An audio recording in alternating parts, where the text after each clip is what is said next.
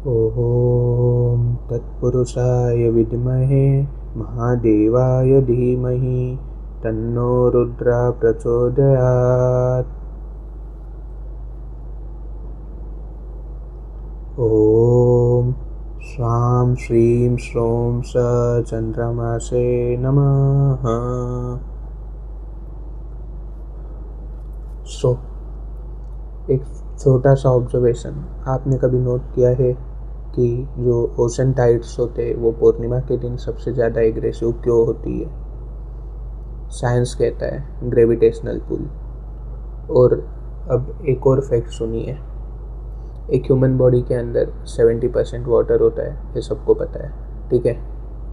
तो ये तो 70% जो हिस्सा है, ठीक है, वाटर, ठीक है। जब एक ग्रह पूरे समुद्र को हिला सकता है, ठीक है, जो मून है, तो क्या वो आपके अंदर के पानी को, आपके केमिकल बैलेंस को नहीं हिलाता होगा? क्या आपको ये डाउट आया है कभी? नमस्कार। आज हम एक ऐसी यात्रा पर जा रहे हैं जो शायद अगले 1 घंटे आपको आपके ही मन से मिलवाएगी, ठीक है।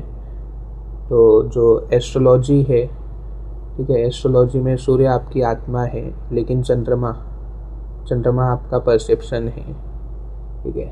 आप दुनिया को कैसे देखते हैं और प्रोसेस करते हैं, ठीक है, वो फिल्टर जो होता है, वो फिल्टर चंद्रमा होता है।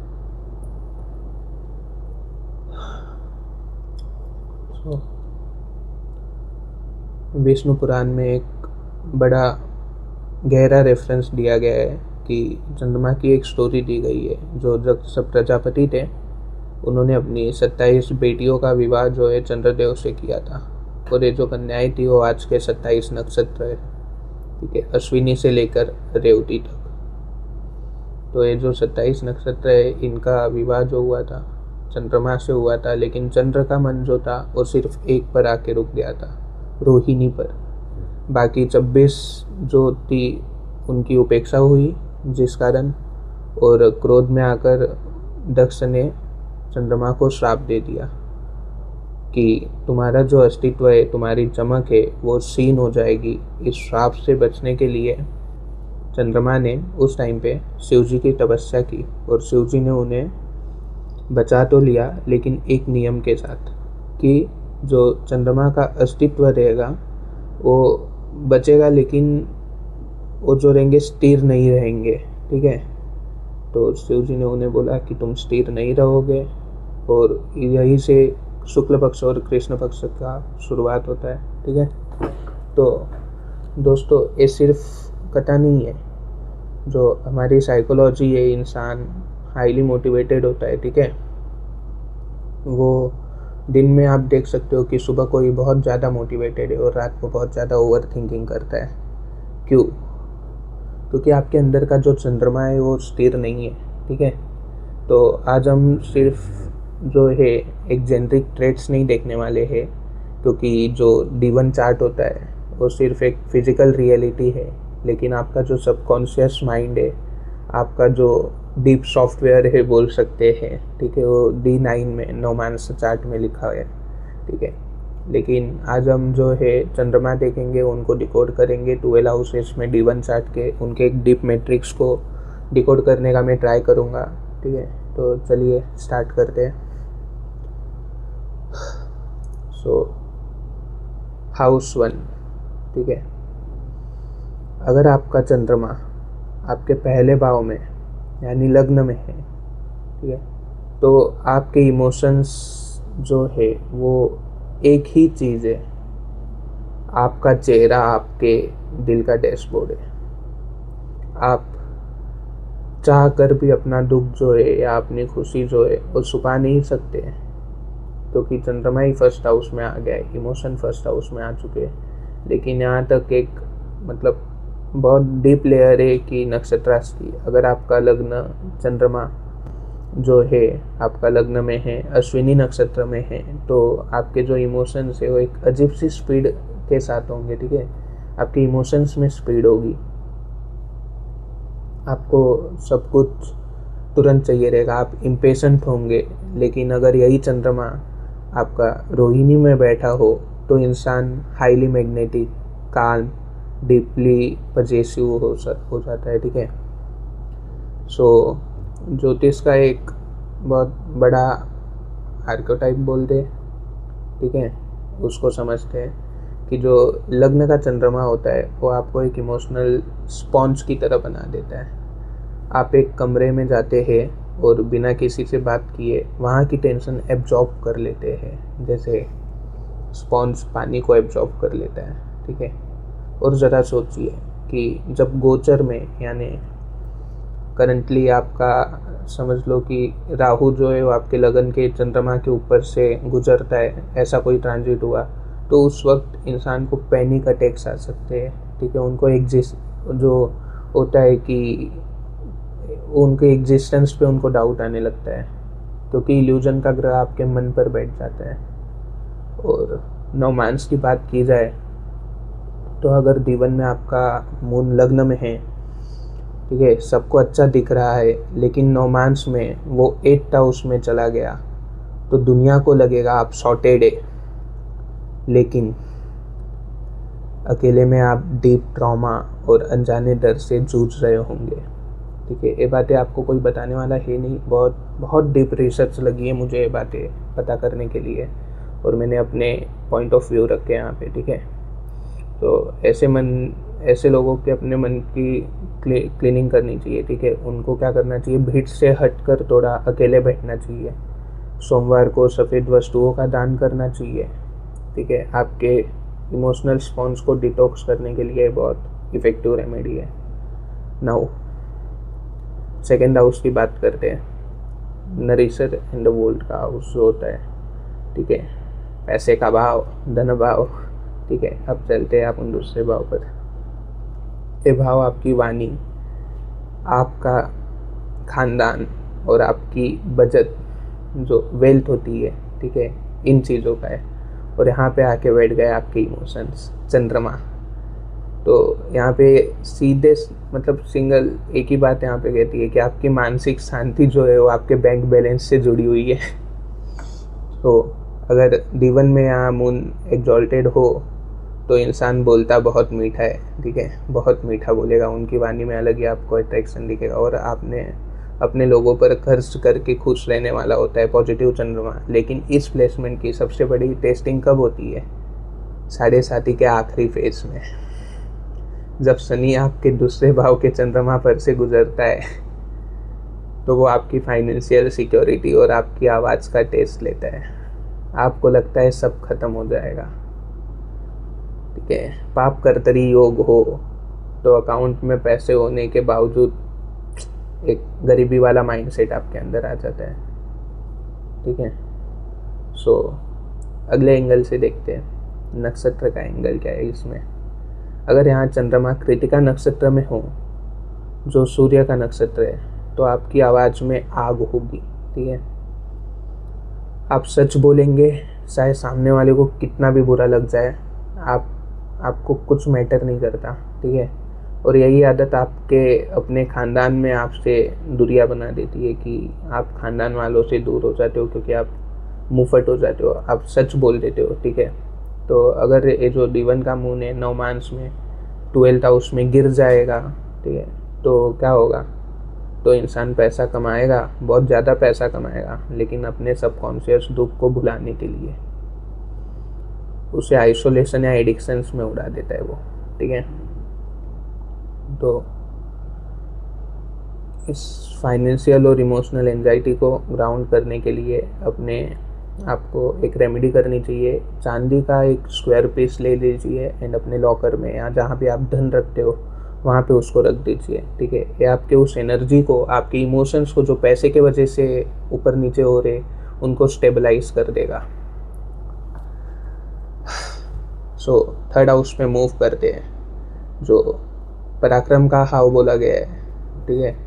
पराक्रम के भाव में जो पैराडॉक्स एंड करेज का भाव है, तीसरा भाव हिम्मत, एफर्ट और कम्युनिकेशन का है, ठीक है। ये मार्स की नेचुरल टेरिटरी है, मंगल का हाउस है, नेचुरली ऐसे बोला गया है, पराक्रम का है, एक एग्रेसिव हाउस है। और मून, ठीक है, जो प्योर सॉफ्ट है, वाटरी इमोशंस है।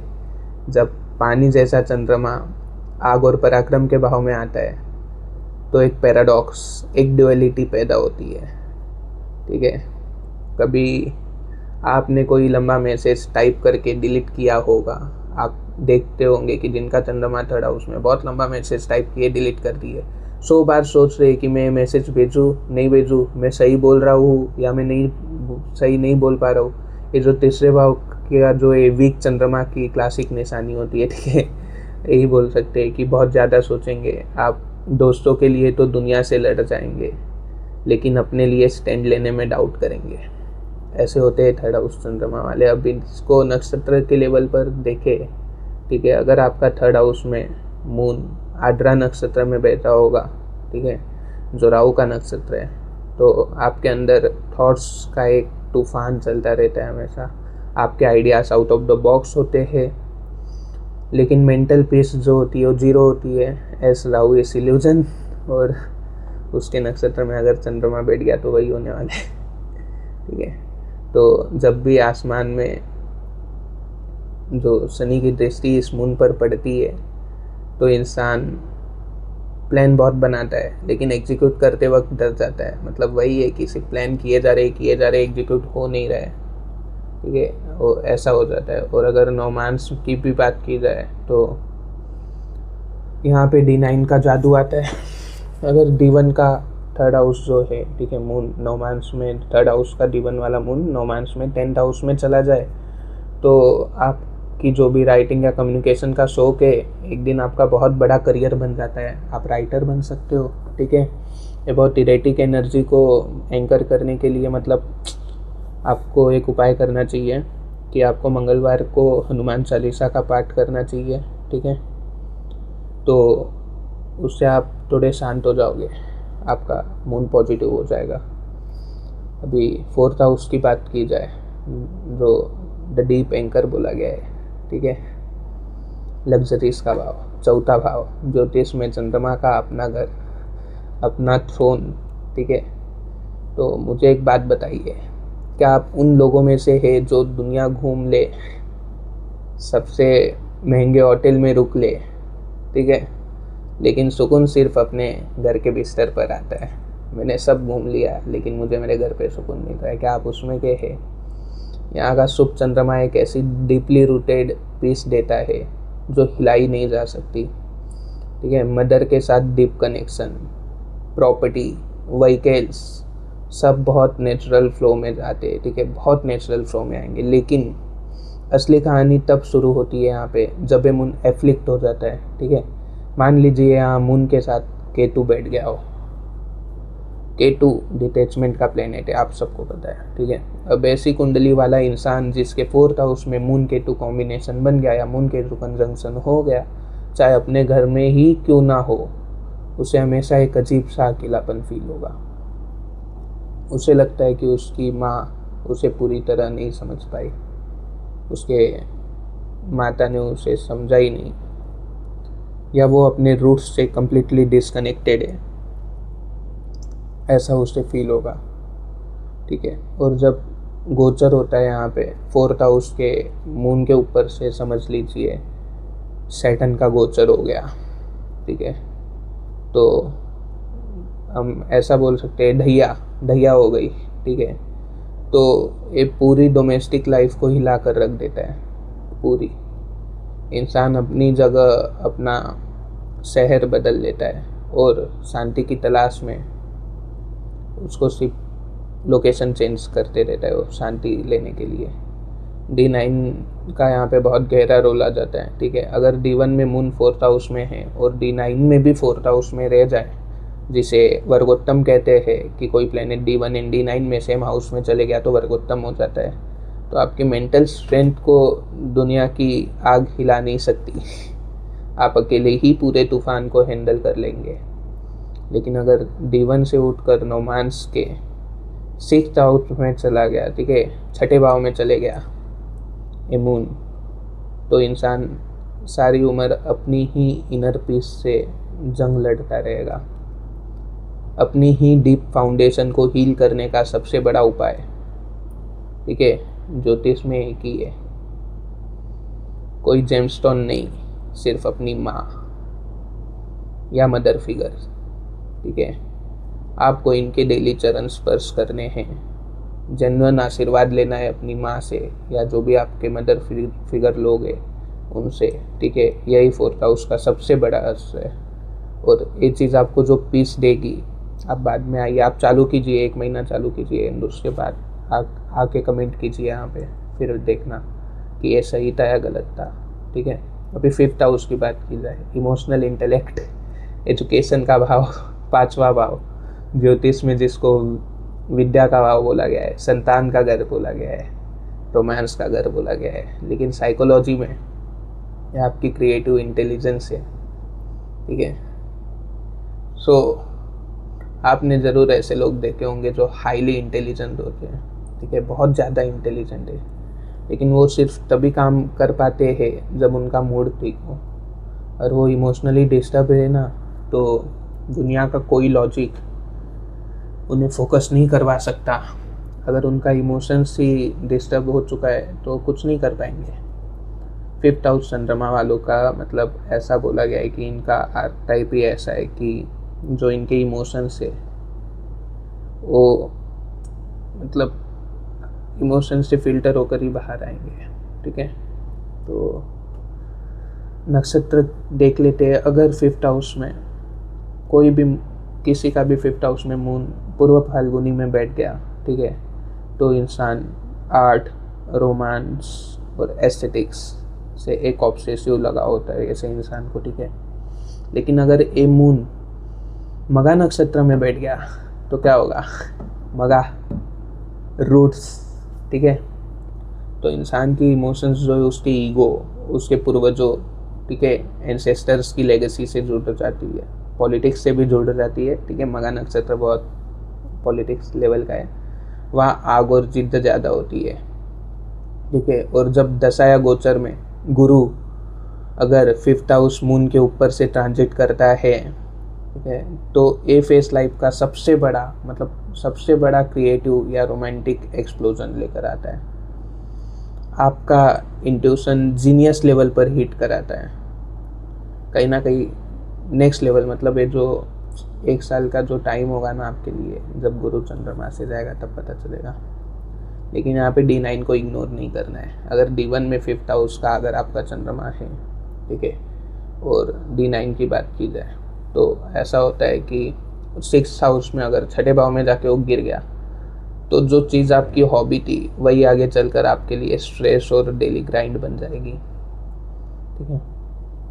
अपने इस फ्रेजाइल फोकस और इंटेलेक्ट को बचाने के लिए आपको ओम एम सरस्वते नमः इस मंत्र का चैंटिंग करना चाहिए। ये मंत्र आप चैंट कीजिए, ये आपकी इमोशनल और लॉजिकल ब्रेन को एक फ्रीक्वेंसी पर लॉक कर देता है, ठीक है। अभी बात की जाए 6th हाउस की, ठीक है, द हीलर्स बर्डन, चंद्रमा, ठीक है, 6ठा भाव दुष्टांसा का भाव है, जो ज्योतिष में इसको रोग, ऋण और शत्रु का घर माना जाता है, डिजीज, डेप्थ एंड एनिमीज। और पानी जैसा चंद्रमा इस पथरीले घर में बहुत स्ट्रगल करता है। आयुर्वेद और ज्योतिष का एक बहुत डीप कनेक्शन यहाँ दिखता है। अगर आपका मून 6th हाउस में और एफ्लिक्ट हो रहा है, ठीक है, जैसे किसी पाप ग्रह के दृष्टि में आ रहा है, पाप ग्रह के साथ बैठा हुआ है, तो आपका जो सारा स्ट्रेस है, आपकी सारी एंजाइटी है, सीधा आपके पेट पर अटैक करती है, आपके गट पर अटैक करती है, ठीक है। बाहर कोई दुश्मन नहीं होता, आपका अपना ओवर थिंकिंग आपका सबसे बड़ा शत्रु बन जाता है। ऐसा होता है 6th हाउस का चंद्रमा। उसको अगर नक्षत्र पॉइंट ऑफ व्यू से देखा जाए, नक्षत्र लेंस से देखा जाए, अरे हस्त नक्षत्र का बैठा हुआ है, ठीक है, तो ऐसे लोगों के जो हाथों में एक हीलिंग पावर होती है। एक कमाल के डॉक्टर्स, नर्सेस या HR प्रोफेशनल्स बनते हैं, ठीक है, हीलिंग। तो क्योंकि इनके अंदर एक आदत होती है, दूसरों का दुख जो है वो एब्जॉर्ब कर लेंगे, ठीक है, लेकिन बदले में इन्हें इंसोम्निया और एंजाइटी मिलती है। और ज़रा कल्पना कीजिए आप कि अगर राहु इस 6th हाउस के मून पर से गोचर कर ले, ठीक है, तो वो जो भी 1.5 ईयर्स का टाइमलाइन होगा राहु गोचर का, उस फेस में इंसान को ऐसे फोबियास और हेल्थ इश्यूज लगते हैं, ठीक है, जो किसी मेडिकल रिपोर्ट में डायग्नोस ही नहीं होते, ठीक है। ऐसा हो जाता है क्योंकि वो बॉडी में नहीं, सबकॉन्शियस में होते हैं, ओवर थिंकिंग बोल सकते हैं। सो अगर D1 का 6th हाउस का मून जो है नौमांस में 9th हाउस में जाकर बैठ गया धर्म के भाव में, तो आपकी ये जो लाइफ लॉन्ग मेंटल स्ट्रगल है वो आगे चलकर आपको एक बहुत बड़ा स्पिरिचुअल टीचर बना देती है। और दुष्टांशा भाव के पीड़ित चंद्रमा को जो शील्ड करने का एक ही तरीका है, आपको रिसाइट करना चाहिए। ऐसे रेमेडी देनी नहीं चाहिए, बट मैं देता हूँ कि दुर्गा सप्तशती या कुंजिका सूत्रम की साउंड वेव्स आप सुनिए, अगर आप पढ़ नहीं पा रहे हो तो। आपके ओरा के आसपास ऐसी साइकिक शील्ड बनाती है ना, जो बाहर की टॉक्सिक एनर्जी को अंदर आने ही नहीं देगी। सिर्फ एक बार आप सुन के देखिए, बहुत पावरफुल रेमेडी है, सबके लिए नहीं बनी है। सो 7th हाउस चंद्रमा की बात करते हैं, द हाउस ऑफ इल्यूजन, ठीक है, ऑफ कंप्लीटनेस। 7वां भाव दूसरे लोगों का, पब्लिक डीलिंग का, और सबसे इम्पोर्टेंट मैरिज का भाव, ठीक है। यहाँ चंद्रमा आपको एक ऐसी आत्मा बनाता है जो किसी और से जुड़े बिना खुद को अधूरा महसूस कराती है, ठीक है। लेकिन इस प्लेसमेंट की सबसे बड़ी शैडो साइड क्या है? को डिपेंडेंसी। अगर सुबह उठते ही, ठीक है, आपके पार्टनर का मूड खराब है तो बिना किसी वजह से आपका भी पूरा दिन बर्बाद हो जाएगा। आप अपने पार्टनर के इमोशंस को मिरर करने लगते हैं। 7th हाउस चंद्रमा, एक साथ 2 लोगों का टेंशन लेके जी रहे हो आप, ठीक है, और धीरे धीरे अपना सेंटर, अपनी पहचान खो देते हो। सेल्फ सेंटर इंसान को कभी नहीं भूलना चाहिए खुद का, दूसरों के लिए कितना ही टेंशन ले, ठीक है, लेकिन 7th हाउस चंद्रमा वाले भूल जाते हैं खुद का सेल्फ सेंटर खुद के पार्टनर के वजह से। अब इसको नक्षत्र में रिकॉर्ड करते हैं। अगर 7th हाउस का मून अगर आपका स्वाति में बैठा हो, जो कि राहु का नक्षत्र है, ठीक है, सो जो इंसान को पार्टनर चाहिए भी और उसको अपनी एब्सोल्यूट फ्रीडम भी चाहिए, दोनों चीज़ें चाहिए। एक कॉन्स्टेंस रेस्टलेसनेस क्रिएट हो जाती है वहाँ पे, ठीक है, रिश्ते में वो क्रिएट हो जाएगा। वही अगर विशाखा नक्षत्र में हो, ठीक है, तो इंसान अपने पार्टनर को लेकर फियर्सली ऑब्सेसिव और एम्बिशियस हो जाता है।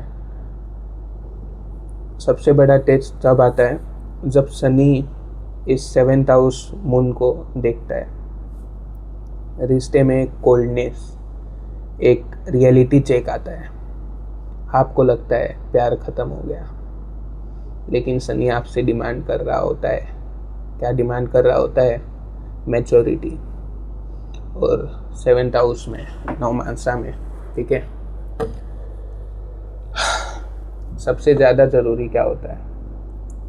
ठीक है, D1 चार्ट जो है आपके शादी का मंडप है, लेकिन D9 चार्ट क्या है? वो आपके बेडरूम की सच्चाई है।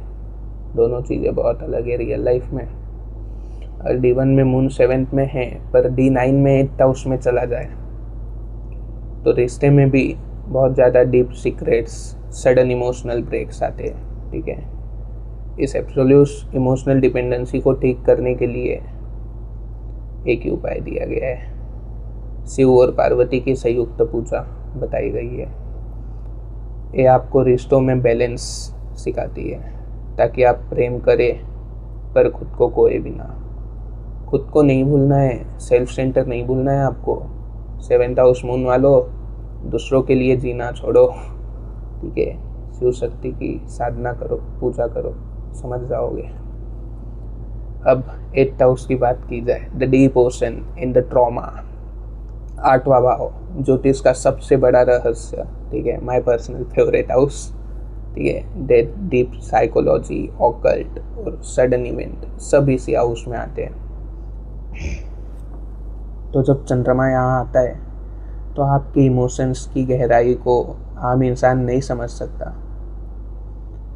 ऐसे लोगों के पास साइकिक एबिलिटीज होती है, वो एक जोट को मीलों दूर से पहचान लेते हैं, लेकिन इस पावर की एक बहुत हेवी कीमत है, बहुत हेवी। तो कीमत ऐसी है कि जब 8th हाउस का आपका चंद्रमा जो है, ठीक है, इंसान को अर्ली लाइफ में कोई डीप इमोशनल ट्रॉमा ज़रूर देता है। ट्रांसफॉर्मेशन का भाव है, वहाँ पे चंद्रमा बैठा है, ठीक है। और अगर आपका मून स्कॉर्पियो राशि में यहाँ नीच का हो जाता है, ठीक है, या फिर ज्येष्ठ नक्षत्र में हो, तो इंसान क्या करता है, अपने सबसे गहरे दर्द और इनसिक्योरिटीज़ को एक वोल्ट में लॉक कर देता है। समझ रहे हो? एक कांस्टेंट अनजाना डर लगा रहता है ऐसे इंसान को कि कुछ बुरा होने वाला है, ठीक है। और जब 8th हाउस में, जब गोचर में ग्रहण, ठीक है, ग्रहण 8th हाउस पर पड़ते हैं, तो वो लॉक किया हुआ वोल्ट जो है अचानक खुल जाता है। कुछ लोग होते हैं ग्रहण के टाइम पे, उनका बिहेवियर देखना चाहिए जिनके 8th हाउस में मून है, ठीक है। पुराने ट्रॉमास सरफेस पर आ जाते हैं, ठीक है। तो ये जो है टाइम लाइफ का सबसे इंटेंस साइकोलॉजिकल, बोलते हैं ना, अनअर्थनिंग होता है, ठीक है। लेकिन अगर यही 8th हाउस का पीड़ित चंद्रमा नौमांस में 12th हाउस या लग्न में स्ट्रांग हो जाए, तो आपका वही दर्द, ठीक है, ये जो आपका दर्द रहेगा, वही ऑकल्ट की नॉलेज आपको एक ब्रिलियंट एस्ट्रोलॉजर, रिसर्चर या साइकोलॉजिस्ट बनाती है। Most of the people psychologist बन जाते हैं 8th हाउस मून वाले। आप जाके देखिए, बहुत सारे चार्ट में आपको वही मिलेगा। 8th हाउस का जो डर है वो प्योरली सबकॉन्शियस है, ठीक है। इस डर को लॉजिकली सॉल्व नहीं किया जा सकता। इसको रूट से डिस्ट्रॉय करने का सिर्फ एक कॉस्मिक साउंड है, एक ही कोड है, और वो कोड भी वैसा है जो लोगों के कर्मों को रिसेट कर देता है। महामृत्युंजय मंत्र, मोस्ट पावरफुल मंत्र। इसे अपनी सांसों में उतार लीजिए आप लोग, और आपको इमोशनली स्ट्रांग रहना है तो। अभी 9th हाउस की बात करते हैं, द गाइडेड सोल, ठीक है। 9वां भाव आपके धर्म का भाव, आपका गुरु, आपका भाग्य, ये सब चीज़ें 9वां भाव है, ठीक है। तो क्या आपने कभी महसूस किया है कि जब सब रास्ते बंद लगने लगते हैं तो अचानक कोई अनजान इंसान या कोई किताब आपको एक ऐसा जवाब दे जाती है जो आपकी ज़िंदगी बदल दे? ये 9th हाउस मून की कॉस्मिक अलाइनमेंट है। यहाँ का चंद्रमा आपको लॉजिक से ज़्यादा फेथ पर चलना सिखाता है।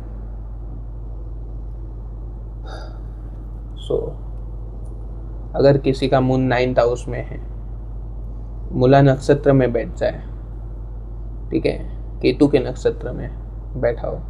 मूला नक्षत्र क्या है? केतु का नक्षत्र है, डिस्ट्रक्शन का नक्षत्र है, ठीक है। तो इंसान किसी भी बिलीफ सिस्टम को ब्लाइंडली फॉलो नहीं करेगा, वो लॉजिक ढूंढेगा, वो हर गुरु, हर रिलीजन को क्वेश्चन करेगा, रूट्स तक जाएगा। जब तक उसको एब्सोल्यूट सच्चाई नहीं मिलती, एब्सोल्यूट सच नहीं मिल जाता, वो रेस्टलेस हो जाएगा, ठीक है। और जब 7.5 इस 9th हाउस मून पर आएगी तो इंसान के पुराने सारे बिलीफ सिस्टम्स टूट जाते हैं, ठीक है। शनि आपसे कहता है उस टाइम पे अंधविश्वास छोड़ो, असलियत देखो, असलियत पहचानो। ये वो फेज होता है जब लोग अपना रिलीजन या फिलोसॉफिकल पाथ कंप्लीटली बदल लेते हैं। नौमांस की बात की जाए यहाँ पे, ठीक है, D1 का 9th हाउस का मून अगर नौमांस में 3rd हाउस में बैठ गया, पराक्रम में, ठीक है, तो इंसान क्या करेगा? तो इंसान फिलोसॉफी पढ़ेगा, ठीक है, बहुत ज़्यादा पढ़ेगा, ज्ञान बहुत बटोरेगा, ठीक है, लेकिन उसे अपनी प्रैक्टिकल ज़िंदगी में उतार नहीं पाएगा। अपने इंटरनल कंपास को जो सेट रखने के लिए और सही गुरु से अट्रैक्ट करने के लिए आपको एक ही उपाय करना चाहिए। गुरुवार के दिन विष्णु सहस्त्रनाम, ठीक है, थर्सडे को विष्णु सहस्त्रनाम रिसाइट करना। इसकी फ्रीक्वेंसी आपके मन को भटकने से रोकेगी। ठीक है, मैंने बहुत बड़ी बड़ी रेमेडीज आज के इस उसमें दी है, बट सब पावरफुल है और हर कोई कर सकता है, सिर्फ थोड़ा हार्ड है। ठीक है, लेकिन अब 10th हाउस की बात की जाए, public I and the ego. अब आते हैं आपके कर्म पर। 10वां भाव ये आपके करियर का है, आपका स्टेटस है। ठीक है, और सबसे ज़रूरी, दुनिया आपको कैसे देखती है। ठीक है, चंद्रमा मासेस का है, यानी आम जनता का कारक है। ठीक है, लेकिन अगर आपका मून यहाँ स्ट्रांग है तो आप नेचुरली पब्लिक के फेवरेट बनते हैं। नेचुरली आपको कुछ नहीं करना है। ठीक है, मेरा खुद का 10th हाउस का मून है और मैंने ऑब्जर्व किया है आपके काम में एक इमोशनल अपील होती है। ठीक है, जिसे लोग रिजेक्ट नहीं कर पाते। 10th हाउस चंद्रमा। ठीक है, लेकिन डेप्थ में अगर चलकर इसकी रियलिटी अपन देखते हैं 10th हाउस का, अगर किसी का समझ लो श्रवण नक्षत्र में हो, ठीक है, जो खुद चंद्रमा का ही नक्षत्र है, तो इंसान पब्लिक की आवाज़ सुनने में और उसे इन्फ्लुएंस करने में मास्टर होता है। ठीक है, लेकिन अगर वही मून 10th हाउस में हो और धनिष्ठा में चला जाए तो करियर में जो पावर और अथॉरिटी जो है वो मिलती तो है, पर अंदर से एक इमोशनल कलेश हमेशा चलता रहता है। मेरा खुद का 10th का अश्विनी का मून है एंड मैं बहुत इम्पेशेंट हूँ मेरे करियर को लेके। मैंने ऑब्जर्व किया है जैसा नक्षत्र, जैसा मून जिस भाव में बहुत ज़्यादा आपको इम्पेक्ट करता है। और जब राहु का गोचर इस 10th हाउस के मून पर से होता है ना, तो एफएस करियर में अचानक से एक इल्यूशनरी राइज देता है और आपको लगता है कि आप अनस्टॉपेबल है। लेकिन आपका ईगो जो है इतना बढ़ जाता है कि आप अपने ही पैर पर कुल्हाड़ी मार लेते हैं। मैंने भी एक्सपीरियंस किया है, बहुत बार एक्सपीरियंस किया है। ठीक है, अभी सीख रहा हूँ। तो जो 9 मान से D9, यहाँ पर अगर आपका करियर ग्राफ तय करता है, अगर आपका D1 में मून 10th हाउस में है पर 9 मांस में वो 8th हाउस में चले गया, सडन इवेंट्स के भाव में चले गया, ट्रांसफॉर्मेशन के भाव में चला गया, तो करियर में अचानक ब्रेक्स आते हैं। आप टॉप पर पहुंचते हैं और किसी स्कैंडल या ऑफिस पॉलिटिक्स की वजह से सब गिर जाता है। टॉप पर से सीधा गिर जाते हैं। ठीक है, आपका करियर आपके मूड स्विंग्स का गुलाम ना बने, इसकी सेंसिटिविटी को स्ट्रक्चर देने के लिए सूर्य की ऑथोरिटी बहुत ज़रूरी है। और उसके लिए एक ही रेमेडी है। अगर आपको स्ट्रक्चर करना है खुद के करियर को, तो रोज़ सुबह उठ के सूर्य देव को जल अर्पित करना चालू कीजिए, ओम सूर्याय नमः बोलना चालू कीजिए। ठीक है, या तो सूर्य नमस्कार कीजिए। आपके वाटरी मून को जो प्रोफेशनल दुनिया में एक थिक स्किन देगा, ठीक है, वो वही है। डेली मॉर्निंग अर्ली उठिए, सूर्य देव की पूजा कीजिए। 11th हाउस, जब मून 11th हाउस में जाएगा, द लोनली नेटवर्कर, 11वां भाव आपके बड़े नेटवर्क्स, डिजायर्स और गेन्स का है। सो आप ऐसे बहुत लोगों को जानते होंगे जिनके हजारों फॉलोअर्स हैं, जिनका फ़ोन कॉन्स्टेंटली मैसेजेस से बजता रहता है, लेकिन रात को 2 बजे किसी से दिल की बात करनी हो तो कॉल मिलाने के लिए एक भी सच्चा दोस्त नहीं मिलता। तो 11th हाउस का एफ्लिक्टेड मून की सबसे बड़ी पैराडॉक्स है। ठीक है, ऐसा पैराडॉक्स है भाई, बहुत सारे दोस्त हैं लेकिन सब फेक है। भीड़ के बीच में एक्सट्रीम अकेलापन ऐसे लोगों को फील होता है, 11th हाउस मून वालों को फील होता है। ठीक है, अगर नक्षत्र मैट्रिक्स यहाँ पे अपन देखें तो अगर यहाँ मून जो है सदबेसा नक्षत्र में बैठा हुआ है, सदबेसा नक्षत्र जो कि राहु का नक्षत्र है, तो इंसान एक बहुत बड़ा नेटवर्कर तो होता है। ठीक है, नेटवर्क तो होगा ही, राहु कम्युनिकेशन, इल्यूजन सब है, लेकिन वो किसी पर भी पूरी तरह ट्रस्ट नहीं कर पाता। वो सबके बीच रहकर भी इमोशनली आइसोलेटेड रहता है। ठीक है, और जब शनि का ट्रांजिट 11th हाउस मून के ऊपर से गुजरता है तो वो आपकी लाइफ का सबसे बड़ा रियलिटी चेक होता है। ठीक है, शनि एक एक करके उन सारे फेक दोस्तों को उन सारे टॉक्सिक कनेक्शंस को आपकी लाइफ से काट करके फेंक देता है। समझ लीजिए ये सब डेस्टिन्ड है। ज़रूरी नहीं है हर किसी के साथ हो, लेकिन जिनके साथ होगा इस प्लेसमेंट के साथ, वो डेस्टिनी ने कुछ तय किया है। ठीक है, पेनफुल होता है पर ज़रूरी होता है सब। और अगर D1 का 11th हाउस का मून जो है नौमांस में 12th हाउस में चला जाए तो इंसान पैसे तो बहुत कमाता है, लेकिन वो पैसा उसके पास टिकता नहीं है। ठीक है, सबकॉन्शियस डिजायर्स उसे ड्रेन कर देती है। इस इल्यूजनरी भीड़ और आइसोलेशन को ठीक करने के लिए क्वांटिटी से ज़्यादा क्वालिटी ऑफ कनेक्शंस पर फोकस कीजिए। ठीक है, और एक रेमेडी देता हूँ, शुक्रवार को सफ़ेद चीज़ों का दान करना चालू कीजिए। आपकी ओवर एक्टिव जो डिज़ायर्स होती है ना, उनको ग्राउंड करने का सबसे इफ़ेक्टिव सीक्रेट यही है। फ्राइडे को वाइट चीज़ों का दान कर देना। ठीक है, आखिरी भाव 12th house, the dreamers retreat, मोक्ष भाव। फर्स्ट हाउस सेल्फ से अब मोक्ष के आखिरी भाव पे आ गए अपन। ठीक है, द 12th हाउस 12वां भाव, मोक्ष, losses, isolation in foreign lands का। जब दुनिया के फिजिकल शोर और एक्सपेक्टेशंस से आत्मा थक जाती है, ठीक है, तो वो 12th हाउस का चंद्रमा कहता है, ठीक है, कि दरवाज़ा बंद करो, लाइट्स ऑफ करो और अकेले बैठो। स्ट्रॉन्ग मून वाले लोग अकेलापन में जो अकेलापन आता है 12th हाउस मून वालों को, यहाँ पे सबसे ज़्यादा चार्ज हो जाते हैं। वो ब्रिलियंट मेडिटेटर्स होते हैं और उनके सपने जो होते हैं उन्हें फ्यूचर दिखाते हैं। ठीक है, सपने बहुत देखेंगे 12th हाउस मून वाले, लेकिन फॉलो भी करेंगे। और सब नक्षत्र लेवल पर ये सबसे ज़्यादा मिस्टिकल प्लेसमेंट हो जाती है। अगर यहाँ मून रेवती नक्षत्र में हो तो इंसान का इस दुनिया के इल्यूजन्स से मोह भंग हो चुका होता है। उसकी इमेजिनेशन की कोई लिमिट नहीं होती। लेकिन the shadow side, weak moon वाले लोग, उनको अकेलेपन से एक्सट्रीम डर लगता है, एक्सट्रीम लेवल पे डर जाते हैं। वो रियलिटी से भागने के लिए एस्केप करने के लिए, ठीक है, कुछ ना कुछ ढूंढेंगे। ठीक है, तो उनको नशा, नींद की गोलियां या घंटों तक डार्क रूम में फ़ोन स्क्रॉल करना।